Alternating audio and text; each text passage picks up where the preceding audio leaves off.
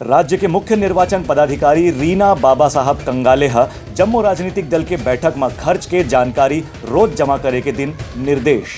छत्तीसगढ़ के मुख्य निर्वाचन पदाधिकारी रीना बाबा साहब कंगाले प्रदेश के सभी मान्यता प्राप्त राजनीतिक दल के नेता पदाधिकारी मन संग बैठक करके ओमन नियम के जानकारी दी है। रीना बाबा साहब कंगाले के कहने से कि ये दरी के चुनाव में पार्टी कार्यकर्ता मन ला जो भी खर्चा करना है ओकर हर दिन हिसाब निर्वाचन दफ्तर में आके जमा करना पड़ी।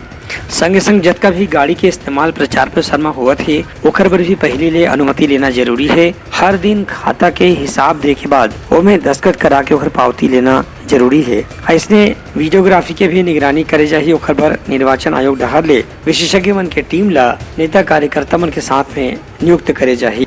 रीना बाबा साहब कंगाले कहिन के आदर्श आचार संहिता के पालन में कोनो भी किस्म की गड़बड़ी पाए जाए के बाद कार्रवाई करे जा सकत है।